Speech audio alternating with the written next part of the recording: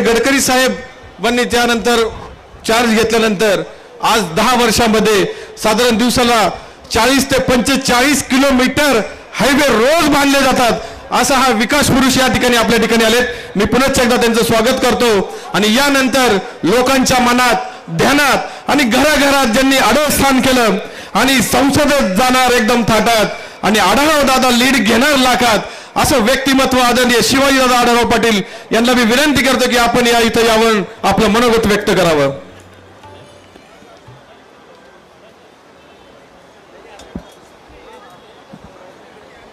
छत्रपती शिवाजी महाराज की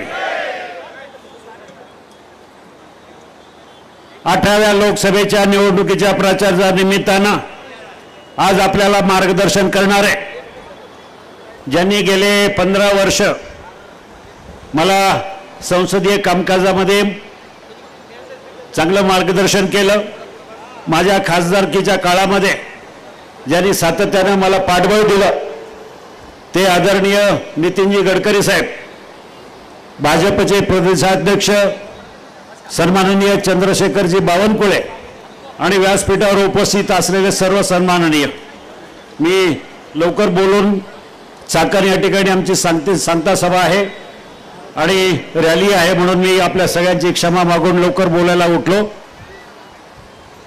आपल्याला माहिती आहे आता प्रचाराचा आजचा शेवटचा दिवस, उद्या विश्रांतीचा दिवस आणि परवा ह्या लोकसभेच्या निवडणुकीचं मतदान होत आहे। ह्या मतदानातून आपल्याला ठरवायचं आहे की आपल्याला कोणाला ह्या विभागाचा खासदार म्हणून दिल्लीला पाठवायचं आहे। आपल्या समोर 2 उमेदवार उभे आहेत। एक म्हणजे मी महायुतीमधील राष्ट्रवादी काँग्रेस पक्षाच्या घड्याळ या चिन्हावर उभा आहे, ज्याने गेले 5 वर्षे पराभूत होऊन सुद्धा मतदारसंघातल्या प्रत्येक गावामध्ये प्रत्येक वाडे वस्तीवर विकास कामं पोहोचवली, लोकांना आधार दिला, अडीअडचणीला धावून गेलो। कोरोना काळामध्ये तब्येतीची पर्वा न करता जवळजवळ 20-25 ट्रक धान्य ज्यांचं हातावर पोट अशा लोकांना वाटलं आणि दुसऱ्या बाजूला ज्यांना आपल्या मतदारसंघातल्या जनतेनं निवडून दिलं आणि 5 वर्षे ते दिल्लीला गेल्यानंतर परत मतदारसंघात आले नाही, अशा 2 उमेदवारांमध्ये तुलना आहे। या मतदारसंघातल्या जनतेला संपूर्णपणे माहिती आहे की गेले 5 वर्षे आपल्यासाठी कोणी काम केलंय, विकास कामं मी करायची, लोकांच्या अडीअडचणीला धावून मी जायचं, परंतु जो निवडून गेला तो फक्त आणि फक्त शूटिंग असेल किंवा मुंबई असेल या ठिकाणी स्थायिक झाला। आणि म्हणून ह्या मतदारसंघातल्या जनतेनं निर्णय घेतलाय, ह्या मायबाप जनतेनं निर्णय घेतला की ह्या वेळेला खासदार म्हणून कोणाला निवडून द्यायचं। आज देशाची निवडणूक आहे, देशाच्या प्रतिष्ठेची निवडणूक आहे। या निवडणुकीच्या माध्यमातून आपण देशाचा कारभार कोणाच्या हातात द्यायचं, देशाचं सूत्र कोणाच्या हातात द्यायचं हे ठरवणारी ही निवडणूक आहे। आणि अशा वेळेला सुद्धा आपल्याकडे 2 पर्याय आहेत। सगळ्या भारतामध्ये माहिती आहे, एका बाजूला राहुल गांधी आणि दुसऱ्या बाजूला 10 वर्ष या भारताचं नेतृत्व केलं, भारताला नवीन भारत म्हणून जगाच्या पाठीवर ओळख निर्माण करून दिली, विकास कामाच्या माध्यमातून असेल जनकल्याणाचे निर्णय ज्यांनी घेतले ते नरेंद्र मोदी। आणि म्हणून अगदी लहान पोरग नर्सरीमध्ये जाणारं मुलगा सुद्धा सांगेल ह्या देशाला आज नरेंद्र मोदीजींची गरज आहे पंतप्रधान म्हणून। मग असं असताना आपल्या मतदारसंघाचा खासदार कुठला हवाय, कोण हवाय हे सांगायची गरज नाही। मोदीजी पंतप्रधान होणार असतील, मोदीजी पंतप्रधान होणार आहेत, मग अशा वेळेला आपला खासदार सुद्धा मोदीजींच्या बाजूने मोदींच्या पाठीशी उभा राहणार असावा। अन्यथा गेल्या 5 वर्षात आपण चुकीचा खासदार निवडून दिला, विरोधी पक्षाचा खासदार निवडून दिला आणि आपल्या मतदारसंघाचं मात्र करून टाकलं। केंद्रामधून 1ही रुपयाचा निधी आणला नाही, फक्त बडबड बडबड आणि बडबड, नुसती भाषणाच्या व्यतिरिक्त 1ही रुपया आणता आला नाही। एवढं दुर्दैव या मतदारसंघाचं।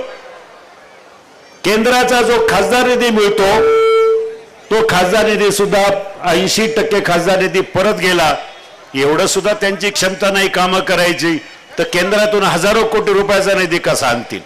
मी आपल्याला आवर्जून सांगू इच्छितो, आज मी या ठिकाणी वाघोलीला आलोय, वाघोली शहर आणि परिसरामधले रस्ते, पाणी, ड्रेनेजची व्यवस्था, ह्या सगळ्यांच्या प्रश्नावर गेल्या 5 वर्षात निवडून गेलेल्या खासदारांना एकही भ्रम उचलला नाही. आज मला अभिमानानं सांगावं असं वाटतं, गडकरी साहेबांकडे मी पुणे नगर रस्त्याचे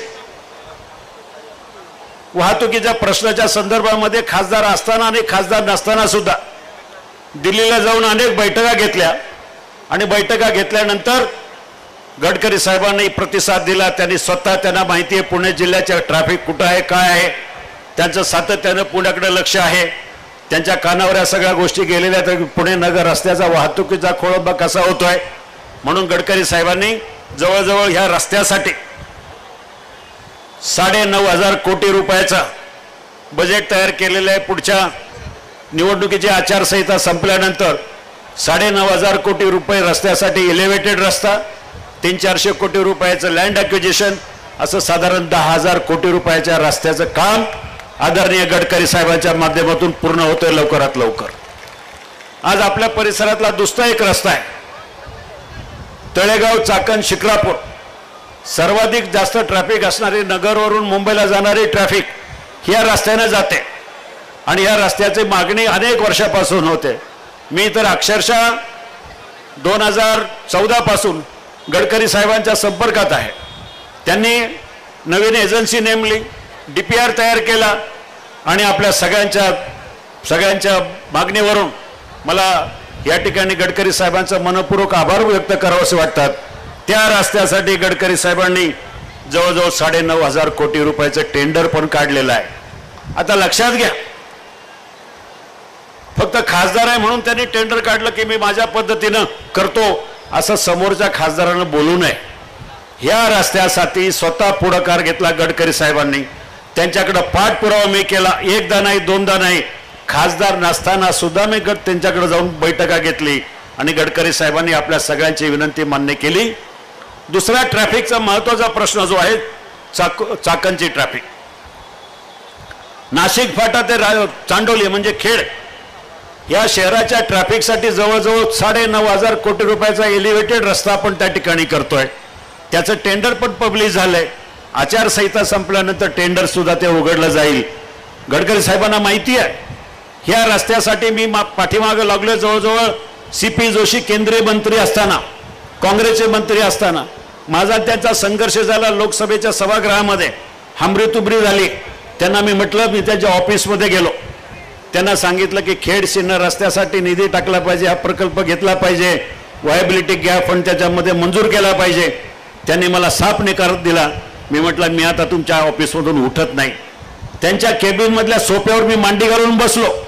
त्यांना सांगितलं, तुम्ही मार्शलला बोलवा, पोलिसांना बसवा. माझ्या दृष्टीनं हा रस्ता महत्त्वाचा आहे, त्याला मंजुरी मिळाली पाहिजे. नाईलाजानं त्यांना मंजुरी द्यावी लागली. आज गडकरीच्या काळामध्ये DPR झाला, त्याचं टेंडर झालं, गडकरी साहेबांनी पुढाकार घेतला, 1,800 कोटी रुपयाचं काम पूर्ण झालंय. हे फक्त 5 बायपासेस त्या ठिकाणी बाकी होते, राजगुरुनगर, मंचर, कळंब, नारायणगाव आणि आळेफाटा.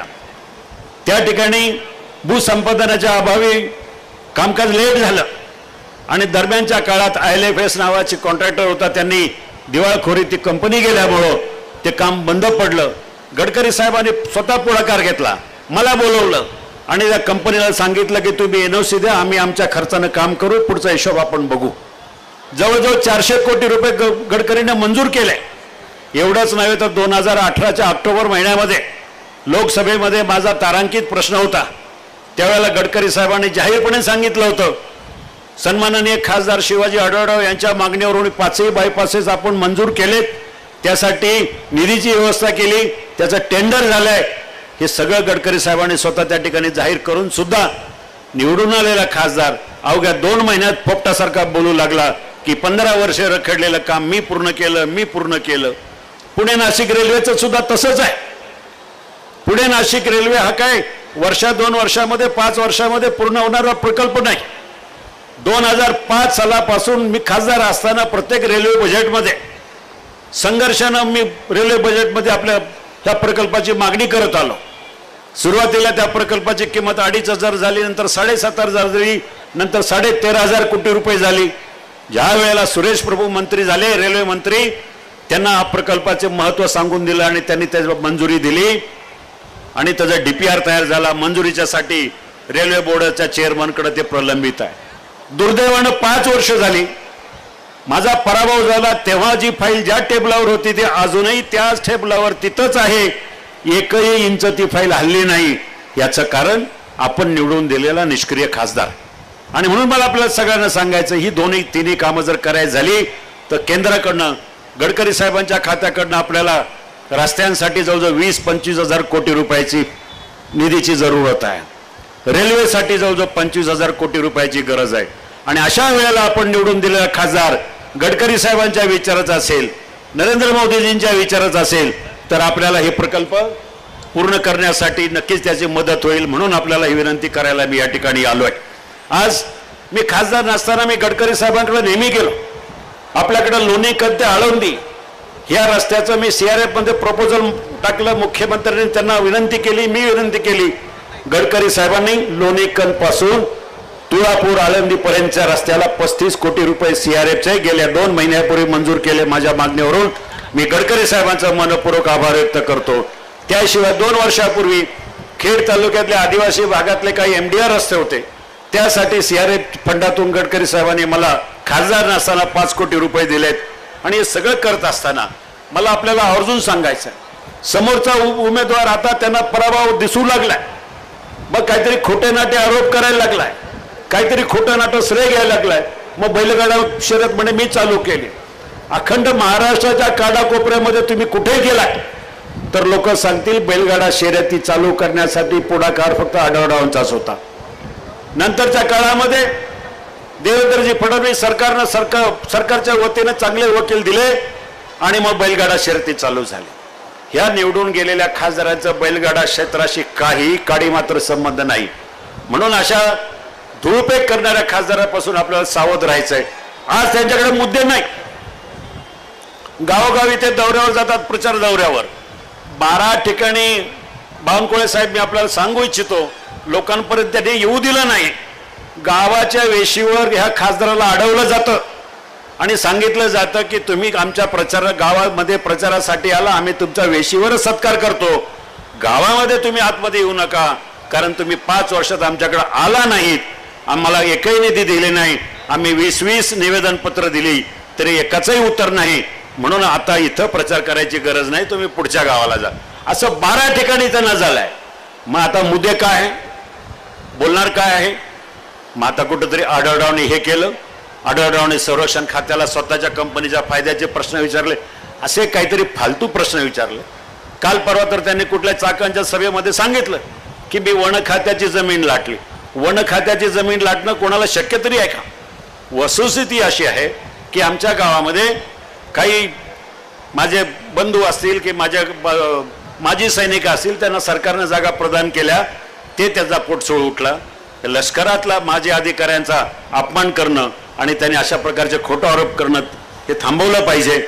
मला आवर्जून या ठिकाणी अजून सांगावंसं वाटतं की धर्मवीर छत्रपती संभाजी महाराज वडू बुद्रुक रस्त्याला शंभू भक्ताच्या मागणीला आणि आमचे तरुण सहकारी जयेशदादा शिंदे यांच्या पाठपुराव्याच्या माध्यमातून 22 कोटी रुपये आदरणीय गडकरी साहेबांनी CRF फंडातून मंजूर केले. वर्क ऑर्डर पण झाली आहे. संपूर्ण रस्ता आपला सिमेंट कॉन्क्रीटचा होणार आहे. मला या निमित्तानं जास्त काय बोलायचं नाही.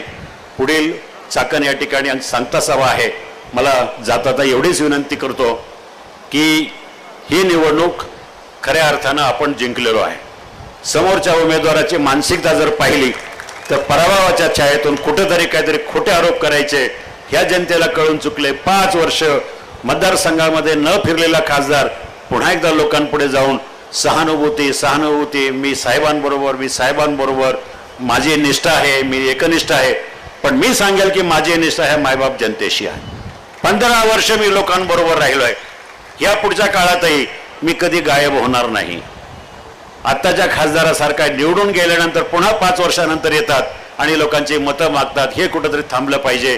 म्हणून मी आपल्याला विनंती करतो की येणाऱ्या 13 तारखेला माझं चिन्ह आहे घड्याळ, घड्याळाच्या चिन्हाच्या बाजूचं बटन दाबून मला विजयी करा, एवढीच या ठिकाणी विनंती करून थांबतो. धन्यवाद.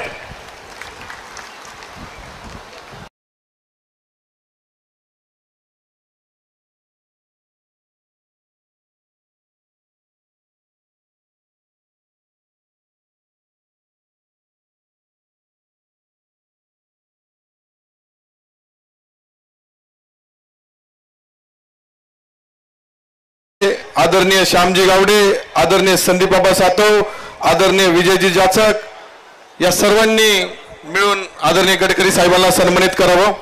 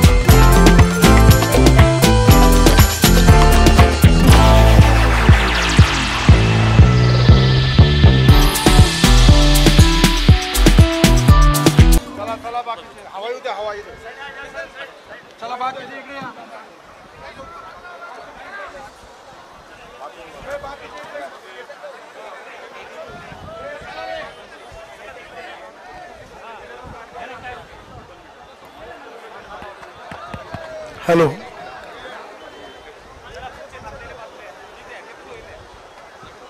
भारतीय जनता पार्टी महाराष्ट्र प्रदेशाचे अध्यक्ष आदरणीय चंद्रशेखर बावनकुळे, आढळराव पाटलांकरता समर्थन करून त्यांच्या विजयी होण्याकरता प्रयत्न करणारे सर्व मंचावरचे सन्मान्य नेते मंडळी आणि उपस्थित माझ्या बांधवांनो आणि बहिणींनो, आपण सगळ्यांना माहिती आहे की ही निवडणूक कोणा व्यक्तीचं कोणा पक्षाचं भविष्य निश्चित करणारी निवडणूक नाही आहे. तर ही निवडणूक खऱ्या अर्थाने आपल्या सगळ्यांच्या भविष्याचा आणि भवितव्याचा निर्णय घेणारी निवडणूक आहे. गेल्या 10 वर्षापासून मोदीजींच्या नेतृत्वाखाली दिल्लीमध्ये जे सरकार आहे त्या सरकारमध्ये मंत्री राहण्याचं सौभाग्य मला मिळालं. मी माझ्या डिपार्टमेंटतर्फे पुणे विभागाला 2 लाख कोटी रुपयापेक्षा जास्त कामं या ठिकाणी पूर्णपणे केलेली आहे. आपल्या महाराष्ट्राचं दैवत म्हणजे आपण सगळे पंढरपूरच्या विठोबाचे भक्त आहोत. महाराष्ट्र ही संतांची भूमी आहे.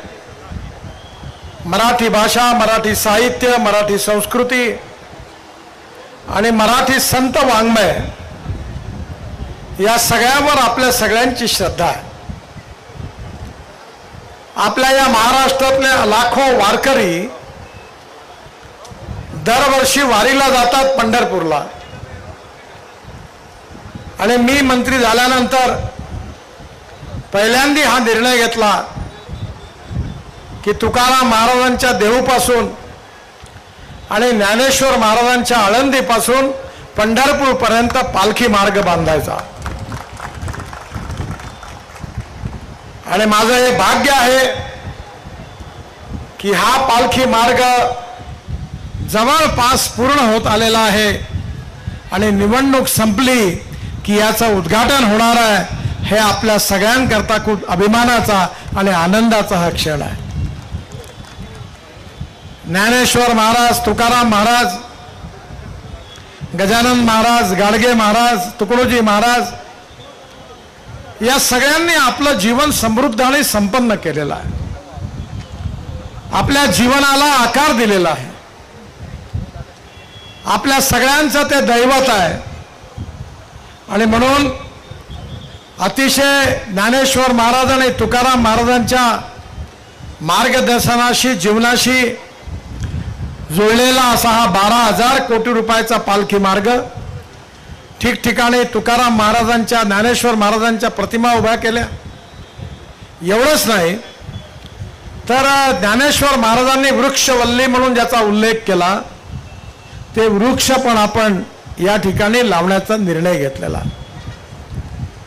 मी ज्यावेळी महाराष्ट्रामध्ये मंत्री होतो तेव्हा मुंबई पुणे एक्सप्रेस हायवे मला बांधायला मिळाला. मुंबई शहरामध्ये 55 उड्डाणपूल बांधायची संधी मिळाली. वरळी बांद्रा सीलिंग प्रोजेक्ट करण्याची संधी मिळाली. त्याच काळामध्ये मी पुणे ते अहमदनगर हा रस्ता देखील बांधला. पण पुणे हे फास्टेस्ट ग्रोईंग सिटी आहे.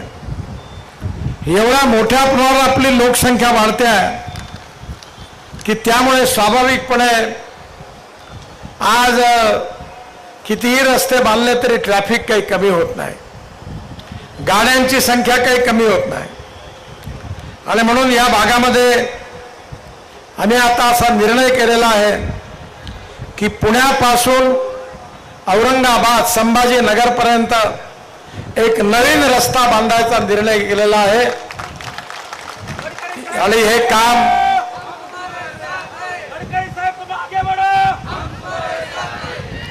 काम आम्ही महाराष्ट्र सरकारच्या MSIDC ला दीक्षित साहेब ज्याचे मॅनेजिंग डायरेक्टर आहेत त्यांना देण्याचा निर्णय घेतलेला आहे. हा रस्ता तर करणारच आहे. पुणे ते औरंगाबाद 2 तासामध्ये. पण त्याचबरोबर पुण्याचा आणि मुंबईचा आणि सोलापूर आणि कोल्हापूरचा ट्रॅफिक कमी करण्याचा आम्ही खूप मोठा ऐतिहासिक निर्णय घेतलेला आहे. तुम्ही कधी हिमाचल प्रदेशमध्ये मनालीला गेला असाल, मनालीला वरती जायला रोहतांग पासला जायला 3.5 तास लागतात. पण मनालीमध्ये आम्ही अटल टनेल बांधलेली आहे. आता 3.5 तास नाही तर 8 मिनिटात जाता येतं. 8 मिनिटात. नंतर या टनेलमधून बाहेर आल्यानंतर हिमालयाच्या मध्यभागातून आपण 8 टनेल आणि रस्ता लडाख आणि लेह पर्यंत बांधायला घेतलेला आहे.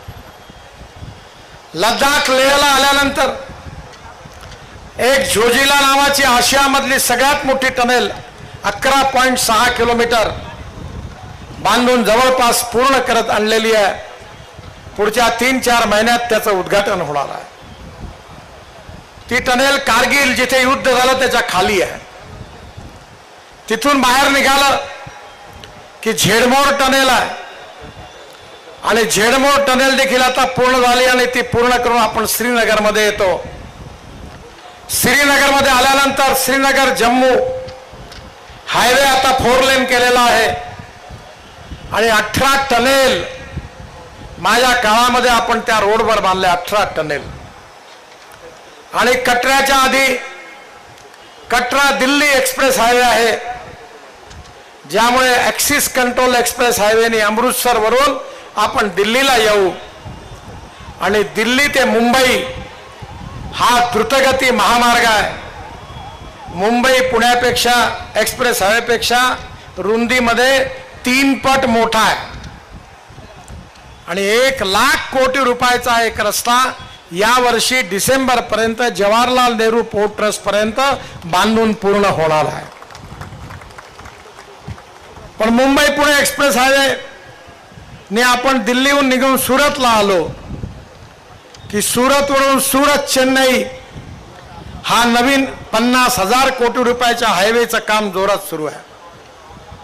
आपण सुरतवरून निघालो की नाशिकला, नाशिकहून निघालो की अहमदनगरला, अहमदनगरहून निघालो की सोलापूरला, सोलापूरहून निघालो की कर्नूलला आणि कर्नूलवरून हैदराबाद, चेन्नई, बेंगलोर, मंगलोर, कोचीन, त्रिवेंद्रम, कन्याकुमारी पर्यंत. आता दिल्लीहून जर दक्षिणेत जायचं असेल, आंध्र, तेलंगणा, कर्नाटक, तामिळनाडू, तर आता मुंबई आणि पुण्याला आणि कोल्हापूर आणि सोलापूरला येण्याची गरज नाही. हा ट्रॅफिक तिकडनंच जाणार आहे. त्यामुळे आपल्या भागातलं कंजेशन कमी होणार आहे. पुणे औरंगाबादमुळे या रोडवरचं कंजेशन कमी होणार आहे. आणि एवढंच नाही तर आपल्या भागामध्ये आपल्याला ट्रॅफिक जाम पासून मुक्ती मिळावी म्हणून अतिशय महत्त्वाचे प्रोजेक्ट 40,000 कोटी रुपये खर्च करून डबल डेकर फ्लायओव्हर आपण या भागामध्ये बांधायचा निर्णय घेतलेला आहे. पुण्याचा हा जो आपला ग्रीनफील्ड हायवे आहे पुणे औरंगाबाद, हा विशेषतः रांजणगाव, तिथून विडकीन, औरंगाबाद आणि अहमदनगर शहराच्या बाहेरून बीड जिल्ह्यामधून डायरेक्ट औरंगाबादला जाणार आहे पैठणच्या बाहेरून. आणि म्हणून हे अंतर केवळ 2 तासात होणार आहे. शिरूरमधला पुणे नाशिक रस्ता ही अतिशय ट्रॅफिक आहे. नाशिक फाटा ते खेड डबल डेकर एलिव्हेटेड रोडचा आम्ही टेंडर काढलेला आहे.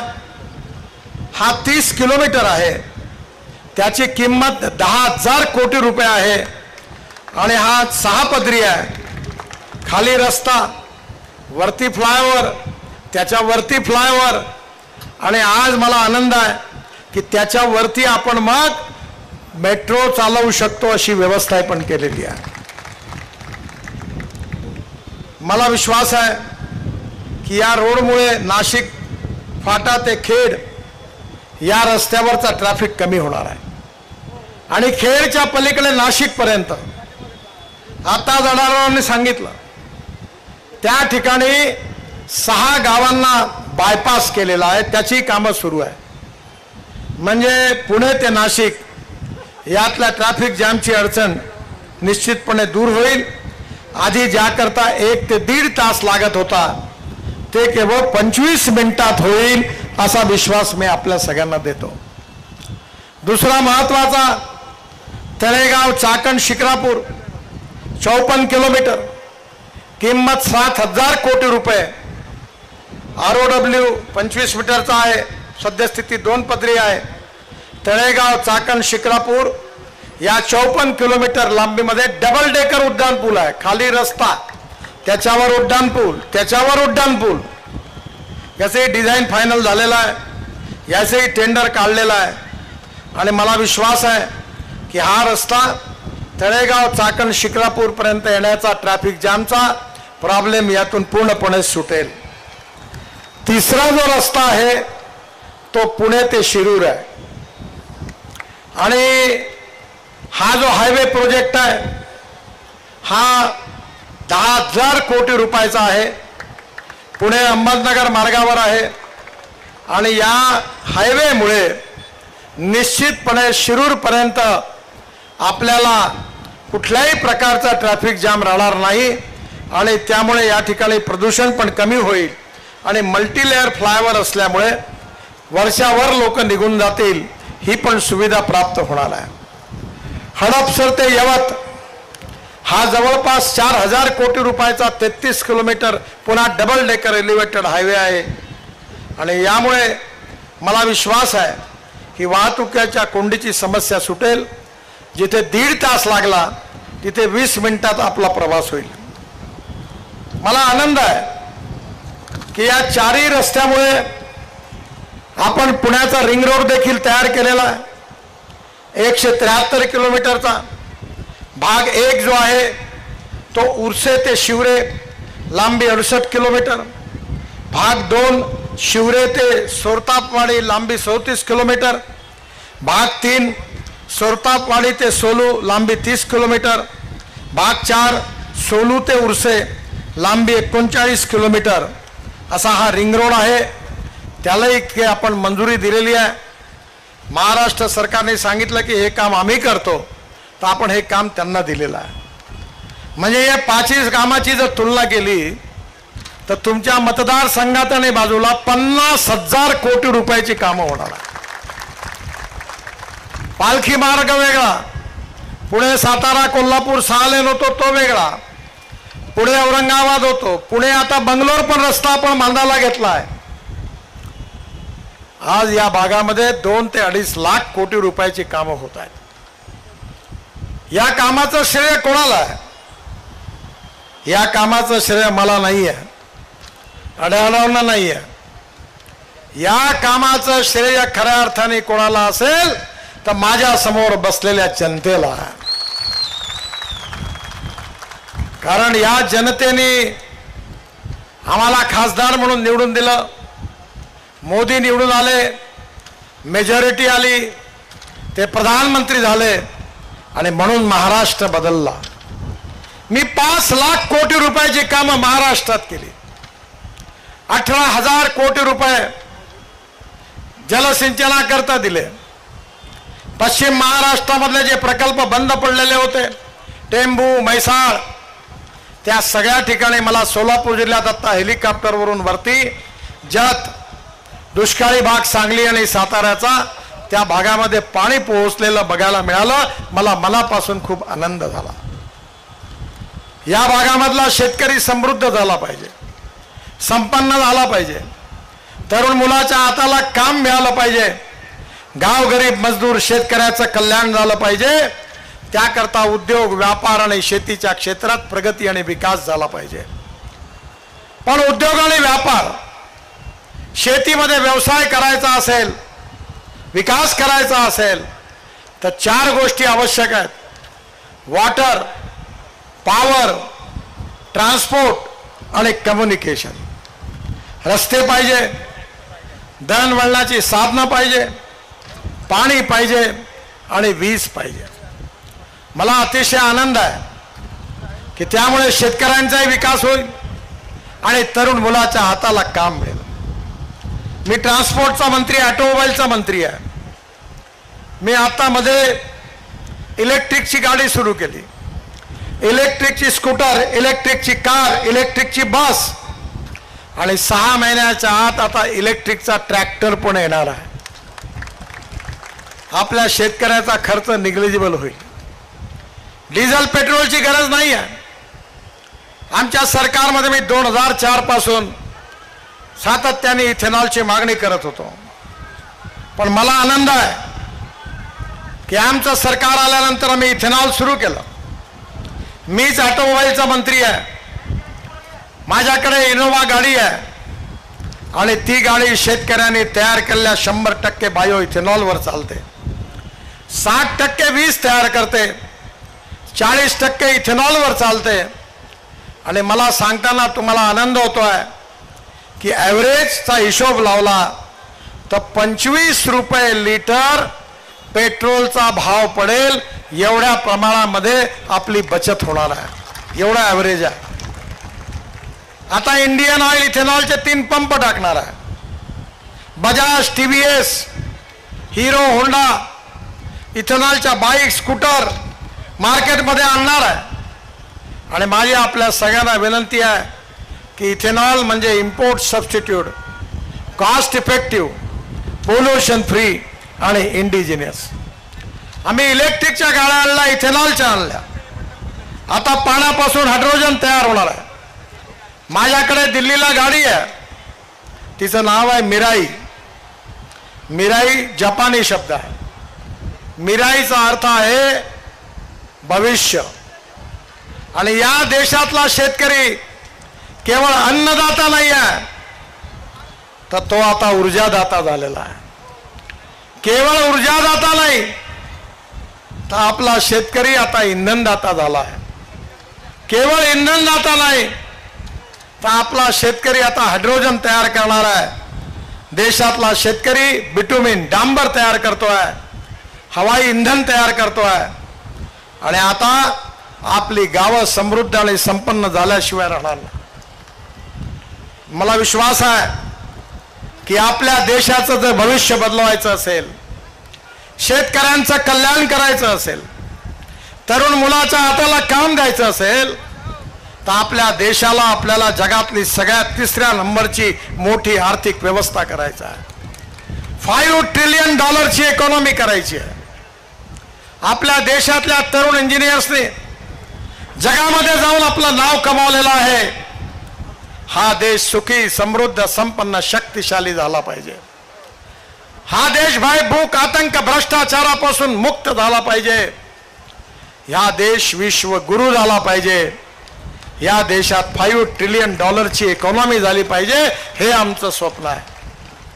आणि हे स्वप्न जर पूर्ण करायचं असेल तर मी आपल्याला विश्वासाने सांगतो की मोदी साहेबांच्या नेतृत्वाखाली येणारं सरकार यांनी 10 वर्षात एवढी कामं केली आहे. मी तुम्हाला सांगतो, तुमच्या जिल्ह्यात, पश्चिम महाराष्ट्रात गेल्या 60 वर्षात जेवढी कामं झाली नाही, तेवढी या 10 वर्षात माझ्या एकट्या डिपार्टमेंटने एवढी कामं केली आहे. आणि म्हणून मी तुम्हाला विश्वास देतो की तुमच्या स्वप्नातलं पुणे, तुमच्या स्वप्नातले खऱ्या अर्थाने महाराष्ट्र आणि तुमच्या स्वप्नातला भारत निर्माण करणं हेच आमचं स्वप्न आहे. जे काँग्रेसने 60 वर्षामध्ये केलं नाही, ते आम्ही 10 वर्षात करून दाखवलं आहे. आणि म्हणून त्यांच्याजवळ विषय नाही आहे. तुमच्याकडे येतात, खोटा प्रचार करतात की भारतीय जनता पार्टी निवडून आली, NDAचं सरकार आलं तर बाबासाहेब आंबेडकरांचं संविधान बदलणार आहे. मी लॉ ग्रॅज्युएट आहे. संविधानाचा पेपर आम्हाला होता. सुप्रीम कोर्टामध्ये केशवानंद भारती नावाची मोठी केस झालेली आहे. आणि त्या केसमध्ये सुप्रीम कोर्टाचे चीफ जस्टिस आणि 7 न्यायमूर्तींनी एक निवाडा दिला आहे. तो निवाडा काय आहे? केशवानंद भारती केस मधला निर्णय हा आहे की silent features of the constitution cannot be change. घटनेची मूलभूत तत्व कधीही बदलू शकत नाही. कोणी नेता, प्रधानमंत्री, राष्ट्रपती आणि संसद देखील घटनेची मूलभूत तत्व बदलवू शकत नाही. ही मूलभूत तत्व काय आहे? लोकतंत्र, समाजवाद, धर्मनिरपेक्षता, fundamental right, freedom of speech हे बदलू शकत नाही. पण घटनेचा पार्ट 2 जो आहे त्या याच्यामध्ये जी कलम आहे ती बदलू शकतात. पण मला आपल्याकडे सांगताना दुःख होत आहे की बाबासाहेबांचं संविधान 80 वेळा तोडायचं पाप या देशात कोणी केलं असेल तर काँग्रेसवाल्यांनी केलं आहे. आणीबाणीच्या काळामध्ये, इंदिराजींच्या काळामध्ये तर घटनेची 80-83 करून टाकली. जनता पार्टी आल्यावर पुन्हा घटना दुरुस्ती करावी लागली होती. आणि म्हणून ज्या काँग्रेसने घटना तोडण्याचा 80 वेळा पाप केलं, ते काँग्रेसवाले आता सांगून राहिले आहेत की भाजपवाले निवडून आले तर घटना बदलवणार आहे. मुसलमानांना सांगतात ये बीजेपी वाले खतरनाक है, ये चुनकर आएंगे तो आपको कटवा देंगे, पाकिस्तान भिजवा देंगे, सुरक्षित रहना है तो पंजे पर मुहर लगाओ. मला सांगा, उज्ज्वला योजना, आयुष्य योजना, इतक्या योजना आल्या, हजारो लाखो करोडो लाभार्थी आहेत. एक तरी उदाहरण सांगा की मुस्लिमाला आणि दलिताला या योजनेत भाग घेता येणार नाही म्हणून त्यांना आम्ही या योजनेचा फायदा दिला नाही, त्यांच्यावर अन्याय केला, असं एक तरी उदाहरण सांगा. कोणावरही अन्याय केला नाही. सबका साथ, सबका विकास, सबका प्रयास. आम्ही छत्रपती शिवाजी महाराजांना आपलं दैवत मानतो. दिल्लीला माझ्या घरी, माझ्या ऑफिसमध्ये माझ्या आई वडिलांचा फोटो नाही आहे, पण छत्रपती शिवाजी महाराजांचा फोटो आहे. यशवंत, कीर्तिवंत, वरदवंत, सामर्थ्यवंत, जाणता राजा, निश्चयाचा महामेरू, बहुत जनासी आधारू, अखंड स्थितीचा निर्धारू, श्रीमंत योगी, आदर्श राजा, आदर्श पिता, आदर्श शासक, सर्व दृष्टीचे आदर्शाचं यथार्थ परिपूर्ण वर्णन म्हणजे छत्रपती शिवाजी महाराज. शिवाजी महाराजांनी अनेक लढाया जिंकल्या, अनेक राज्य जिंकली, पण शिवाजी महाराजांच्या इतिहासामध्ये कुठली मस्जिद तोडली आहे का मला सांगा? कधी नाही. अनेक लढाया लढल्यानंतर लोक शरण आले, तिथल्या महिला त्यांना त्यांची ओटी भरल्या गेली आणि त्यांना आपल्या घरी सुखरूपपणे त्यांचा मान सन्मान करून पोहोचवून देण्याचं काम छत्रपती शिवाजी महाराजांनी केलं. त्या शिवाजी महाराजांची शिवशाही आमचा आदर्श आहे. प्रभू रामचंद्रांचं रामराज्य हे आमचा आदर्श आहे आणि ते देशात आणायचं आहे, हाच आमचा संकल्प आहे. बाबासाहेब आंबेडकरांनी सांगितलेली सामाजिक आणि आर्थिक समता, महात्मा ज्योतिबा फुलेंनी सांगितलेली समता, राजर्षी शाहू महाराजांनी सांगितलेलं सामाजिक आर्थिक परिवर्तन, हे आमचं उद्दिष्ट आहे. कोणी व्यक्ती आपल्या जातीने, पंथाने, धर्माने, सेक्सने मोठा नाही, तर तो आपल्या कार्याने आणि कर्तृत्वाने मोठा, याच्यावर आमचा विश्वास आहे. या समाजातली छुआछूत, अस्पृश्यता, जातीयता समूळ नष्ट झाली पाहिजे आणि खऱ्या अर्थाने मानवतेच्या आणि समतेच्या आधारावर हा समाज उभा झाला पाहिजे, हे आमचं कन्व्हिक्शन आहे. मी पण लोकसभा लढतोय, लाखो मतांनी जिंकणार आहे. मी माझ्या मतदारसंघात लोकांना सांगितलं की मी जात पात पाळत नाही. मैं नागपुर का और नागपुर वाले मेरे, नागपुर मेरा परिवार. आणि स्पष्टपणे सांगितलं कि जो करेगा जात की बात उसको कसके पडेगी लात. आम्ही हे राजकारण कधी केलं नाही, करणार नाही. ज्या लोकांना आपल्या कार्यकर्तृत्वावर विजय मिळवता येत नाही ते जातीच्या ढाली पुढे करतात आणि कोणी जातवाला इतिहास आहे, आपल्या जातवाल्याचं कधी कल्याण करत नाही. आणि म्हणून जाती पातीच्या राजकारणावर विश्वास ठेवू नका. या देशाचं भविष्य बदलवायचं आहे, भारताला विश्वगुरु बनवायचं आहे, गाव गरीब मजदूर शेतकऱ्याचं कल्याण करायचं आहे, तरुण मुलाच्या हाताला काम द्यायचं आहे, गाव सुखी समृद्ध संपन्न एवढी करायची आहे की केवळ स्मार्ट शहर नाही तर स्मार्ट विलेज आम्हाला निर्माण करायचं आहे, ही आमची संकल्पना आहे. आणि हे स्वप्न जर पूर्ण करायचं असेल तर मोदीजींच्या नेतृत्वाखाली NDAचं सरकार दिल्लीमध्ये आणलं पाहिजे, तर महाराष्ट्रात आपल्या सगळ्यांचं भविष्य बदलणार आहे. आणि म्हणून ही निवडणूक अडाळरावांच्या भविष्याचा फैसला करणारी निवडणूक नाही आहे. ही सगळी कामं झाली त्या काळामध्ये अडाळरावांनी सातत्याने अनेक वेळा माझ्याकडे आले, या कामाचं त्यांनी फॉलोअप केलं. आणि म्हणून माझी आपल्या सगळ्यांना विनंती आहे की पुन्हा एकदा तुमची स्वप्न पूर्ण करण्याकरता, महाराष्ट्राला सुखी समृद्ध संपन्न करण्याकरता, आपल्या देशाला विश्वगुरु बनवण्याकरता आणि जगातली तिसरी आर्थिक व्यवस्था तयार करण्याकरता अडाळरावांच्या या ठिकाणी घड्याळाचं चिन्ह आहे, त्या चिन्हावर बटन दाबून त्यांना प्रचंड मताने विजय करा, त्यांना आपली सेवा करण्याची संधी द्या आणि दिल्लीमध्ये मोदींच्या नेतृत्वाखाली तुमचं भविष्य बदलवणारं सरकार आणण्याकरता सहकार्य करा, ही विनंती करण्याकरता मी आपल्याकडे आलो आहे. मला विश्वास आहे की आपल्या सगळ्यांच्या आशीर्वादाने, समर्थनाने अडाळराव निश्चितपणे रेकॉर्ड ब्रेक मार्जिनने विजय होतील असा विश्वास व्यक्त करतो. माननीय अजितदादा या ठिकाणी आले, त्यांचंही स्वागत करतो आणि माझ्याबरोबर जोरात नारा द्या, भारत माता की, भारत माता की, भारत माता की जय. धन्यवाद.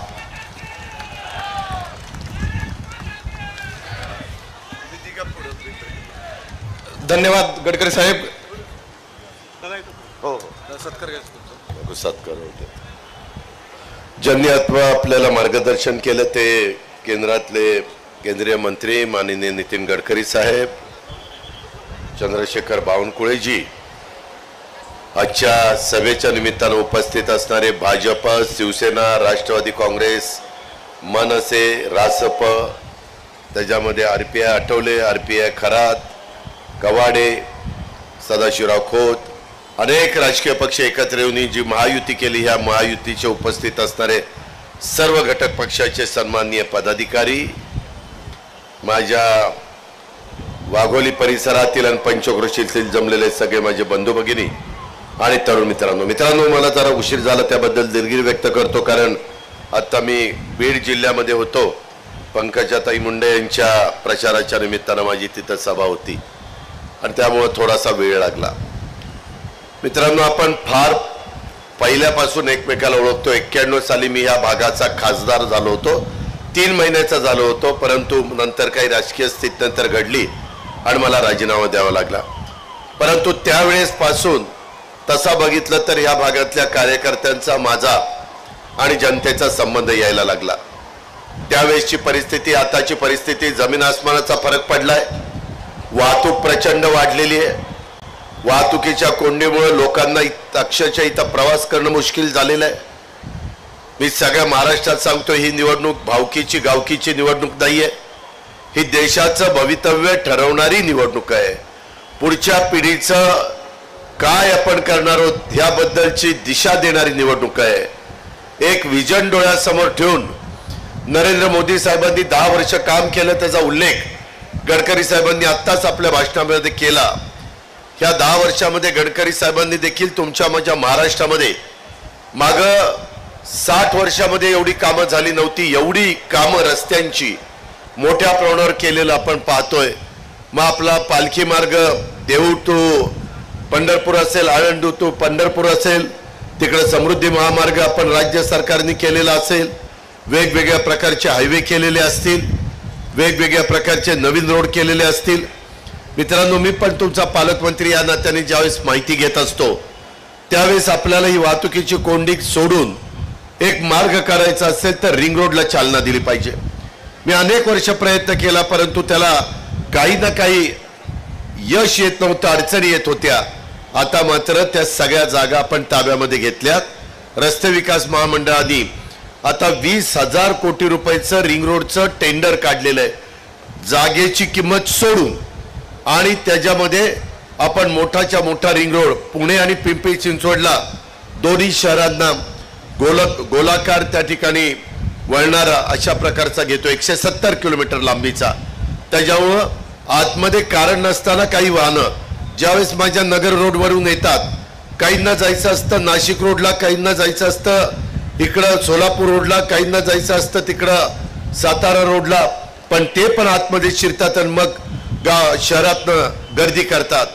त्याकरता इथून पुढं Nagar road, Nashik road, Mumbai road, तिकडं कोकणाचा रोड, तिकडं सातारा रोड, इकडं सोलापूर रोड, तिकडं नीरा रोड, ह्या सगळ्या भागामध्ये वाहनं येत असताना ते शहरामध्ये येणार नाही. माझा प्रयत्न आहे, 10 टेंडर आम्ही वेगवेगळे काढलेली आहेत जेणेकरून फास्ट काम व्हावं, अशा प्रकारची माझी भूमिका आहे. एकनाथराव शिंदे, देवेंद्र फडणवीस हे सगळेजण त्याच्या बाबतीमध्ये मला साथ देत आहेत आणि त्या प्रकारे बरेच वर्षाचं अधुरं राहिलेलं स्वप्न आपण त्या ठिकाणी पुढं करतोय. एवढ्यावर आम्ही थांबणार नाही. महायुतीनं पुढं जाऊन PMRDAचा पण एक रिंग रोड दोन्ही शहराला मिळून आपण करतोय. जमिनीचा योग्य मोबदला देतो, काळजी करू नका. 4पट पैसे कमीत कमी रेडी रेकनरच्या तिथल्या शेतकऱ्याला किंवा तिथल्या घरमालकाला की घराचे आणि त्याचे सगळ्याचे देण्याचा आमचा प्रयत्न आहे. त्याच्यावर कुणाला वाऱ्यावर सोडणार नाही, परंतु त्यांची पर्यायी व्यवस्था त्यांनी त्या पैशातनं करून घ्यावी. आणि हा रोड झाला की एकदा 2 रोड झाल्यानंतर काही प्रमाणामध्ये आपल्याला ट्रॅफिकचा एक दिलासा मिळेल, वाहतुकीची कोंडी सुटायला मदत होईल.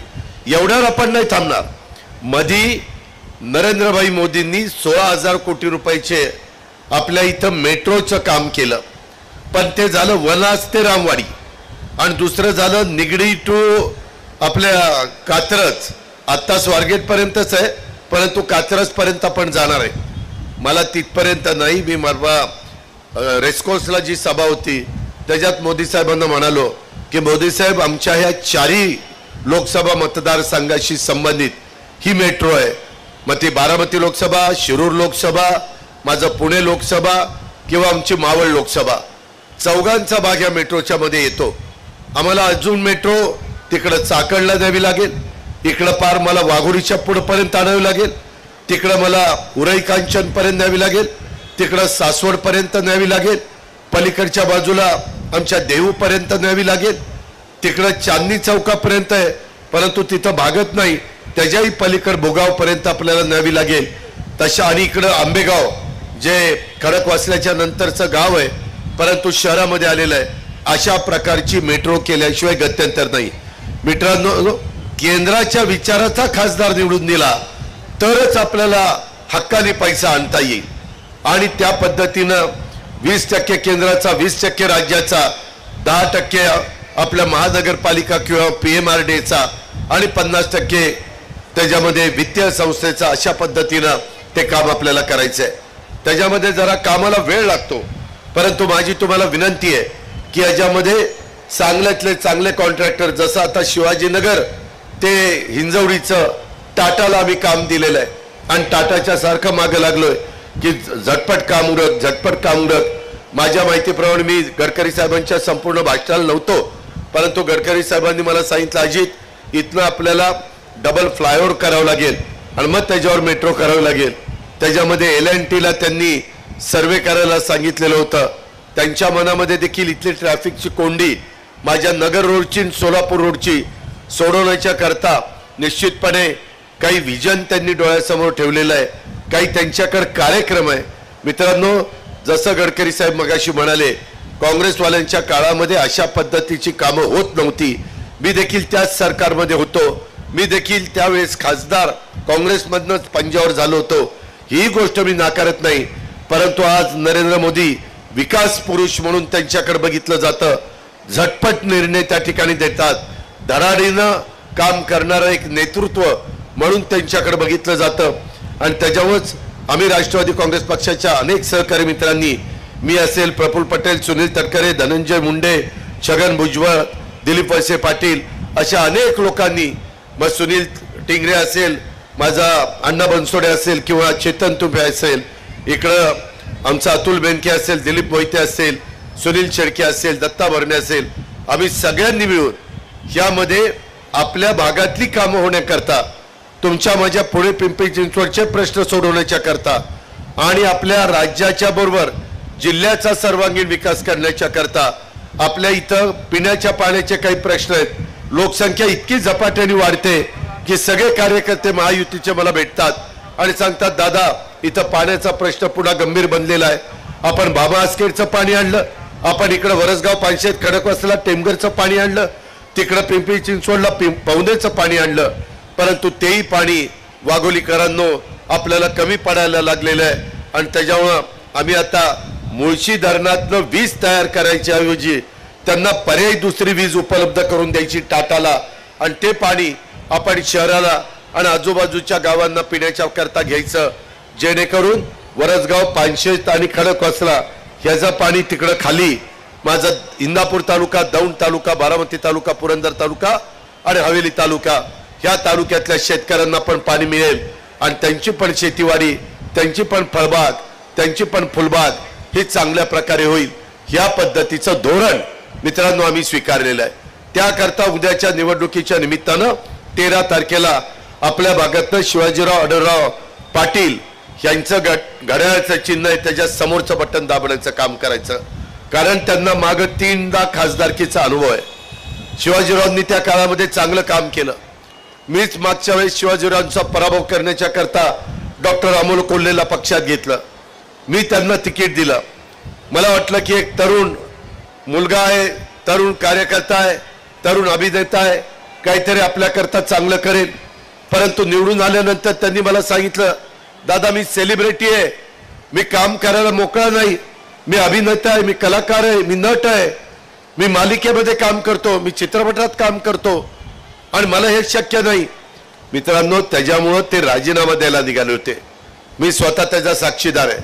कारण तुम्हाला माहिती आहे, अनेक वर्ष जरी पवार साहेब राष्ट्रवादीचे अध्यक्ष असले तरी बाकीची संघटनेतली बरीचशी कामं, मग जिल्हा परिषद, तालुका पंचायत, नगरपालिका, महानगरपालिकेची तिकीट असतील, वेगवेगळी पदं देण्याचं काम असेल, आमच्या मार्केट कमिटीचे काही निवडणुका असतील, कारखान्याच्या काही निवडणुका असतील, ह्या सगळ्यामध्ये माझा प्रत्यक्ष अप्रत्यक्ष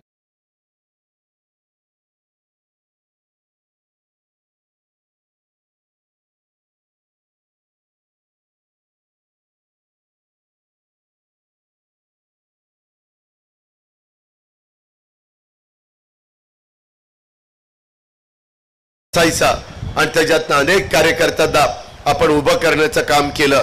एकच भावना होती की सगळ्यांनी मिळून तुमच्या माझ्या भागाचा विकास करावा. आता बोलत असताना गडकरी साहेबांनी सांगितलं, जातीपातीचा विचार करू नका.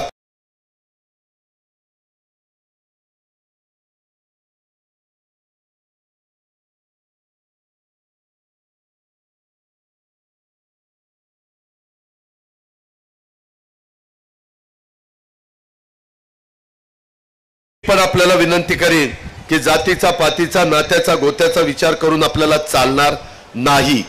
आपल्याला काल राज ठाकरे देखील पुण्यामध्ये होते, माझ्या इतर ठिकाणी सभा होत्या, परंतु आज मी पेपरमध्ये वाचलं, त्यांनी पण सांगितलं त्यांचा पक्ष वेगळा आहे, त्यांचं चिन्ह वेगळं आहे, त्यांचा झेंडा वेगळा आहे. माझा पक्ष, माझा झेंडा, माझा चिन्ह वेगळं आहे. परंतु त्यांनी कबूल केलं की मी अनेक नेते बघितले, परंतु अजित पवारनी राजकारणात आल्यानंतर जातीपातीचं राजकारण कधी केलं नाही. सर्व जाती धर्माला बरोबर घेऊन त्यांनी काम केलं. आज विरोधक देखील माझ्याबद्दल हे मान्य करतात. मलाही ते मनापासून ती भूमिका माझी आहे. मी शिवशाहू फुले आंबेडकरांची विचारधारेनं पुढे त्या ठिकाणी जातो. मित्रांनो, पुणे वाघोली मेट्रो त्याच्यामध्ये आपण ती मंजूर केली, परंतु एक विनंती आहे की मेट्रो पुढे छत्रपती संभाजी महाराज समाधीस्थळ, तुळापूर आणि वडू इथपर्यंत गेली पाहिजे. 100% ती तिथपर्यंत पण जाईल. तुम्ही काही काळजी करू नका. फक्त त्याच्याकरता तुम्ही 13 तारखेला खोट्या नाट्या प्रचाराला बळी न पडता घड्याळाच्या शेजारचं बटन दाबा. केंद्रातनं निधी शिवाजीराव आढळराव पाटील आणतील, त्यांना मदत एकनाथराव, मी आणि देवेंद्रजी करू. त्यांच्या जोडीला मुरलीधर भोळ आहेत, सुनेत्रा पवार आहेत, तिकडे श्रीरंगप्पा बारणे आहेत. आम्ही तिथं मोदी साहेबांना सांगू की मोदी साहेब, आज जिल्ह्याने 4 खासदार निवडून दिलेले आहेत, आम्हाला आता निधी पाहिजे, आम्हाला आता तिथं केंद्रातनं मेट्रो करण्याच्या करता निधी पाहिजे, रस्ते बांधण्याच्या करता निधी पाहिजे.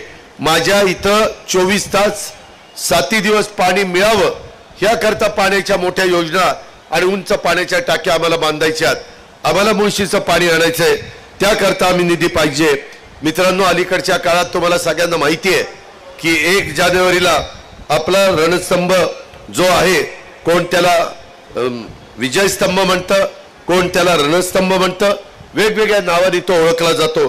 तो कार्यक्रम यासाठी पुढं पेरणे फाटापर्यंत आपण कोरेगाव भीमा 5 किलोमीटर आहे, तिथपर्यंत देखील आपल्याला वेगवेगळ्या प्रकारे मेट्रो असेल किंवा इतर वाहनं न्यावी लागतील. तिथं पण मागे मी कलेक्टरला सांगितलेलं होतं की तिथंही जागा एक्वायर करा. पहाटे पहाटे लोकांची मोठ्या प्रमाणावर वर्दळ असते आणि नंतर जर तिथं इमारती झाल्या, तिथली जागा जर व्यापली गेली तर आम्हा सगळ्यांची गैरसोय होईल आणि त्याच्यामुळं त्याही कामामध्ये आपण लक्ष देतोय.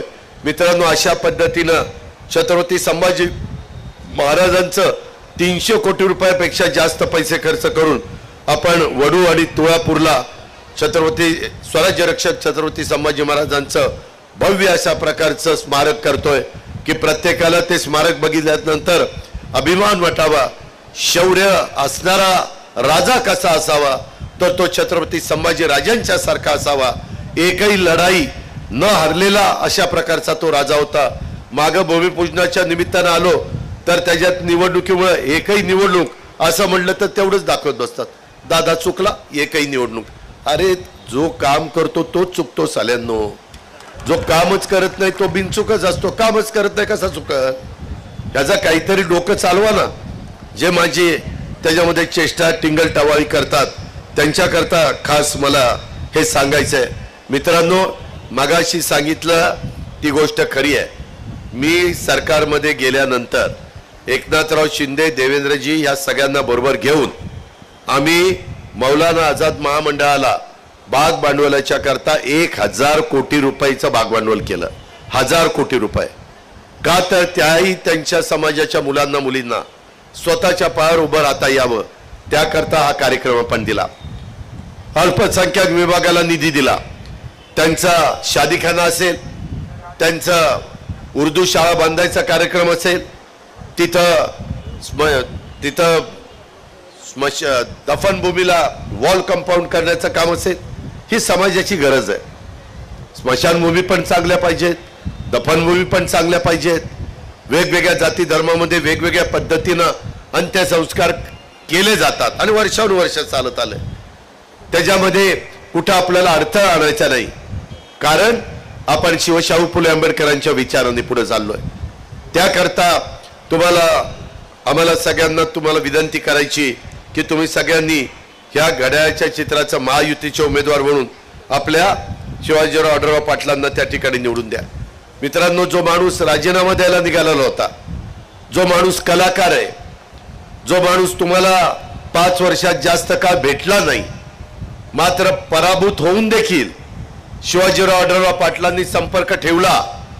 गावातले काही प्रश्न असतील, गाव पातळीवरची ही निवडणूक नाहीये, ग्रामपंचायत किंवा काही निवडणुकीमध्ये एकमेकाच्या विरोधामध्ये तुम्ही लढला असाल तर ते राजकारण ह्या लोकसभेच्या निवडणुकीच्या पुढे आणू नका.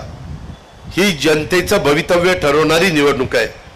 ह्याच्या संदर्भामध्ये आपल्या वाघोलीमध्ये गायरान गट नंबर, जमीन गट नंबर 11-19 आणि 11-23 मध्ये 3.5 एकर जागेमध्ये विशेष बाब म्हणून मंजूर ट्रॉमा केअर युनिट इमारत बांधकामाकरता निधी पाहिजे.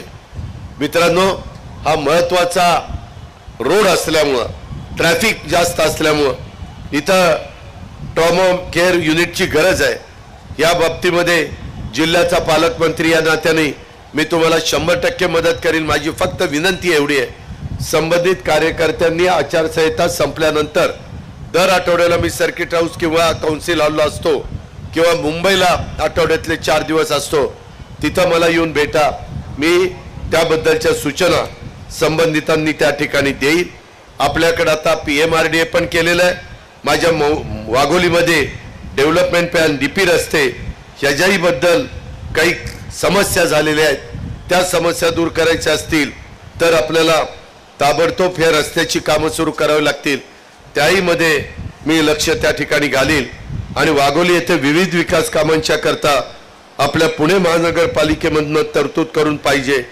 त्याच्यात संदर्भामध्ये देखील आचारसंहिता संपल्यानंतर महानगरपालिकेचे अधिकारी आणि तुमच्यातले काही प्रमुख महायुतीचे सहकारी असं आपण एकत्र बसू आणि त्याच्यातनं कुठल्या कुठल्या कामाला प्राधान्य देण्याची गरज आहे, कुठली कुठली कामं तातडीनं करण्याची गरज आहे, या पद्धतीनं आपण एकमेकाला सहकार्य करून पुढे जाऊ. त्याबद्दल आपण काही काळजी करू नका, अशा प्रकारची खात्री आणि विश्वास मी आपल्या सर्व सहकारी मित्रांना या निमित्तानं देतो. मित्रांनो, भविष्याचा विचार करून आम्ही पुणे पिंपरी चिंचवड शहराला रिंग रोडचा प्रकल्प जो हाती घेतलेला आहे, तो मला आश्चर्य वाटेल की त्या कामाला 20,000 कोटी रुपये रस्त्याच्या कामाला लागत आहेत, परंतु भूसंपादन देखील आम्ही केलं आणि त्याला राज्य सरकारने 10,519 कोटी रुपयाचा ते रस्ते भूसंपादनाकरता निधी दिलेला आहे. आणि हाच प्रयत्न आहे की गतीनं ते काम चाललं पाहिजे. शहरात होल्डिंगची समस्या आहे. पुणे नगर रोडवर होल्डिंग पडल्याने वाहतुकीचा खोळंबा झाल्याच्या घटना घडल्यात. येणाऱ्या काळात शहरातील रस्त्याकडच्या होल्डिंग बाबत कडक अंमलबजावणी करून नागरिकांना अशा समस्यांना पुढे तोंड द्यावं लागणार नाही याबद्दलची पण काळजी आमचं महायुती म्हणून आम्ही घेऊ. कारण सध्या वादळी पाऊस पडतोय, वारं येत आहे आणि पाऊस पडतोय अचानक. काल पुण्यामध्ये पडलाय, त्याच्यातनं माझ्या शेतकऱ्यांचं नुकसान होत आहे. कधी कधी पत्रे उडून जात आहेत आणि काही काही निष्पाप लोकांना त्याच्याबद्दलचा त्रास सहन करावा लागतो. त्याच्यावर त्या होल्डिंगच्या संदर्भामध्ये देखील आपण अशा पद्धतीनं मार्ग काढू. माझ्या वाघोलीत अनेक गृहनिर्माण प्रकल्पाचं सांडपाणी म्हणजे त्याला व्यवस्थापन जबाबदार बांधकाम व्यावसायिकांना एका विशिष्ट कालावधीमध्ये पूर्ण करणं अपेक्षित होतं, परंतु सांडपाणी प्रभावीपणे व्यवस्थापन करण्याचं काही बांधकाम व्यावसायिकांना अपयश आलं. त्याचा बोजा आता सोसायटीच्या रहिवाशांवर पडलेला आहे, ज्यामुळे समस्या वाढलेल्या आहेत. हे सांडपाणी व्यवस्थापन समस्या आपण निकाली काढतोय, कारण त्याच्यामध्ये जिल्हा परिषद, PMRDA, राज्य सरकार, पुणे महानगरपालिका असं सगळ्यांना एकत्र करून कुणाचं काम आहे, कुणी टाळलंय आणि बिल्डर ह्या सगळ्यांना त्याच्यामध्ये एकत्र घेणार आणि ज्याची जबाबदारी होती त्याच्याकडनं STP त्याला म्हणतात, ते STPचे प्लांट आपण त्या ठिकाणी उभे करू आणि कचऱ्याची आणि STPच्या संदर्भात हे खराब जे पाणी आहे त्याही संदर्भामध्ये आपण मार्ग काढण्याचं काम करू. आपण काळजी करू नका. माझी एवढीच विनंती आहे की यावेळेस मात्र मागच्या 5 वर्षाच्या काळामध्ये डॉक्टर अमोल कोल्हे हे विरोधी पक्षाचे खासदार असल्यामुळं ते तिकडंही जास्त जात नव्हते लोकसभेमध्ये. माझ्याही DPDCला कमी यायचे, माझ्या कालवा सल्लागार समितीला कमी यायचे. त्याच्यामुळे मी जे का पालकमंत्री म्हणून मिटिंग घ्यायचो त्याला पण त्यांची उपस्थिती कमी असायची. ते सरळ मला सांगायचे, कारण ते आम्ही एकाच पक्षामध्ये होतो. त्याच्यामध्ये आता त्यांनी पक्ष सोडला. ते म्हणायचे, दादा माझं अमक्या अमक्या मालिकेचं शूटिंग हे मुंबईमध्ये चाललेलं आहे, त्याच्यावर मला मिटिंगला येता येणार नाही. मित्रांनो, बंधू भगिनींनो, मतदारांनो, ही व्यक्ती कलाकार आहे, ही व्यक्ती अभिनेता आहे, ही व्यक्ती नट आहे, ती व्यक्ती नाटकात काम करते. त्याच्यामुळं ते तुम्हाला वेळ देऊ शकत नाही. मला तर मागं म्हणले होते आम्ही एकत्र असताना मागच राजीनामा द्यायचा, पण मी देऊन दिला नाही. मी त्यांना म्हटलं पुढं नका उभं राहू. मला म्हणले आता नाही राहणार, आणि पुन्हा गुडघ्याला बाशिंग बांधलेलं आहे. याचा विचार मतदारांनो करा. भावनिक होऊ नका. डायलॉगबाजी वेगळी आणि रोजचे रोज दैनंदिन जीवनामध्ये तुमच्या अडचणी सोडवणारा कार्यकर्ता वेगळा, नेता वेगळा. वाघोली काही फार पुण्यापासून लांब नाहीये. त्याच्यामुळे साधारण माझा शनिवारचा दिवस पुण्याकरता मी ठेवलेला आहे. तिथं आपण कधी तुमच्या सार्वजनिक कामाच्या करता येत चला. मी देखील कामाचा माणूस आहे. सकाळी 6 वाजल्यापासून माझं काम सुरू होतं. त्याच्यामुळं तुमचे जे काही सार्वजनिक प्रश्न असतील, आत्ता ज्या गोष्टीचा अवापव केलेला आहे त्याबद्दलचे काही प्रश्न असतील तर तेही प्रश्न सोडवण्याच्या करता मी आणि माझे महायुतीची सगळी टीम तुमच्यामध्ये त्या बाबतीमध्ये लक्ष देईल याबद्दलची पण खात्री मी आपल्याला देतो. पुणे पिंपरी चिंचवड शहरानंतर आता पुणे नगर रोड तिसऱ्या पुण्याचा विस्तार होतोय. या भागाचा, शहराचा, IT क्षेत्राचा, सेवा क्षेत्राचा, आरोग्य शिक्षण क्षेत्राचा विस्तार वाढतोय. त्यामुळे भविष्याचा विचार करून आपल्याला केंद्र सरकारकडनं मोठा निधी आणावा लागेल. आपल्याला आंतरराष्ट्रीय दर्जाचं विमानतळ करायचं आहे. हे डिफेन्स आहे, त्याच्यामुळे इथं अनेक अडचणी येत आहेत. त्याकरता केंद्रामधनं आपल्याला निधी लागेल. त्याकरता तुमचा पाठिंबा केंद्रामध्ये सपोर्ट करणाऱ्या खासदाराला पाहिजे. म्हणून मी तुम्हाला सारखं सांगतोय की घड्याळाच्या चित्राच्या शेजारचं बटन दाबण्याचं आपण काम, समोरील काम करा. म्हणजे हे सगळे प्रश्न आपण मार्गी त्या ठिकाणी लावू. मी एक गोष्ट तुम्हाला सांगतो, ज्या पद्धतीनं मी पुणे आणि पिंपरी चिंचवड 25 वर्ष बदलवलं, विकास केला, तिथं झोपडपट्टीमध्ये राहणाऱ्या माझ्या गरीबाला पण 7-7 मजलीच्या इमारती बांधून दिल्या. मित्रांनो, आता 3 कोटी बेघर घरांना घरं बांधण्याचा कार्यक्रम आहे. सगळ्या जाती धर्माच्या लोकांना, फक्त ते गरीब असावे. त्याच्यामध्ये 300 युनिट पर्यंत वीज वापरणाऱ्यांना आता वीज मोफत द्यायची 300 युनिट पर्यंत. म्हणजे गरीबाला त्याचा फायदा होणार आहे. 80 कोटी लोकांना मोफत अन्नधान्य आपण देतोय. मोदी साहेबांचं म्हणणं आहे की एक देखील माझ्या भारतातला गरीब माणूस उपाशी झोपता कामा नये. त्याकरता हा कार्यक्रम आता तर चालूच होता, पुढं 5 वर्ष वाढवायचं ठरवलं. आणि मी आपल्याला सांगतो, पुणे पिंपरी चिंचवड एवढं वाढलंय, आता त्याच्यामध्ये इतर शहरं घालणं अशक्य झालेलं आहे. मी आता देहू, आळंदी, चाकण, इकडं वाघोली, इकडं हडपसरमध्ये नसणारा भाग, ह्या फार उरळी कांचनपर्यंत, वाकवस्ती, त्याच्यामध्ये लोणी काळभोर, ह्या सगळ्या भागाचा सर्वे करायला सांगितलाय. मी नेते मंडळींना पण सांगतोय. ह्याच्यामध्ये मला तिसरी महानगरपालिका करायची आणि भौगोलिक दृष्ट्या तुम्हाला महानगरपालिका केल्याशिवाय टाउन प्लॅनिंगचे व्यवस्थितपणे नियम लागत नाही, नियोजन चांगलं होत नाही। आता आपले बारके बारके रस्ते आहेत, उद्या ॲम्ब्युलन्स घालायची म्हटलं तर जाणार नाही, फायर ब्रिगेड आग लागली तरी मोठं फायर ब्रिगेडचा बंब जायचं म्हटलं तरी जाणार नाही। ॲम्ब्युलन्स किंवा फायर ब्रिगेड किंवा आमची पोलिसांची गाडी काही कायदा सुव्यवस्थेची परिस्थिती हाताबाहेर गेली तर ते पोलिसांचा पिंजरा आतमध्ये घालायचा तरी जाणार नाही। त्यामुळं आपल्याला पुढचा 25-50 वर्षाचा विचार करून त्याच्यात कोणालाही त्रास होणार नाही। मी तुमच्याशी चर्चा करेन, मी एकदम निर्णय घेणार नाही, मी तो नकाशा दाखवेन, कुठला कुठला भाग येतोय, कुठली कुठली गावं येतात, लोकसंख्या किती आहे। 2011ला लोकसंख्येची जनगणना झाली, 21ला झाली नाही, आता प्रचंड पॉप्युलेशन वाढलंय, त्याही गोष्टीचा आपल्याला विचार करावा लागेल।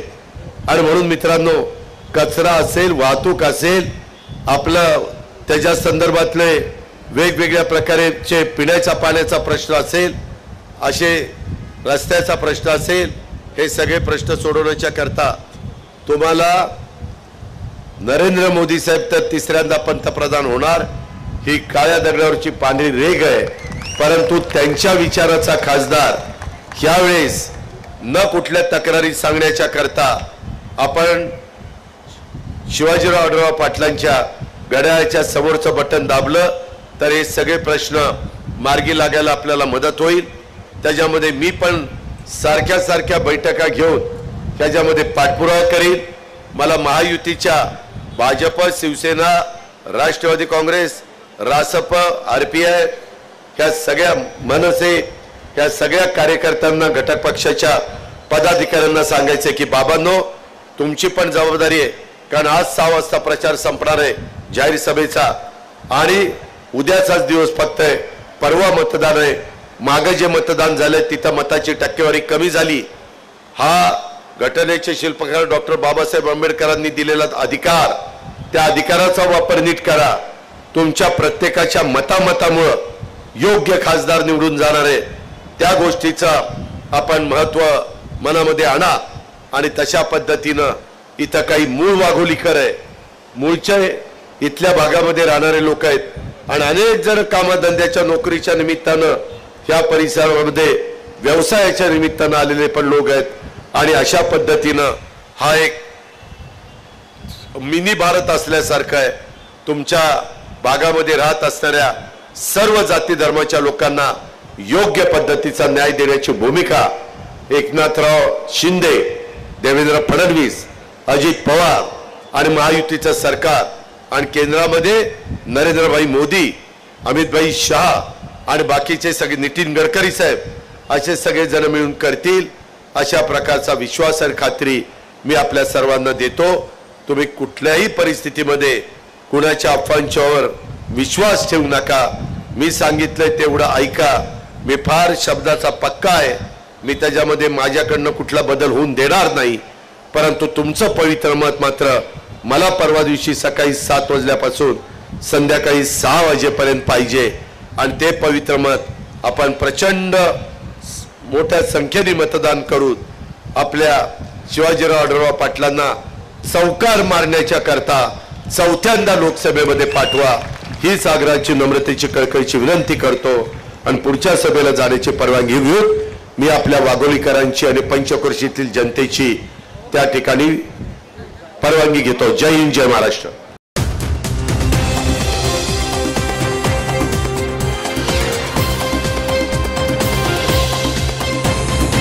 सत्यविचार.in, समस्या तुमची, बातमी आमची।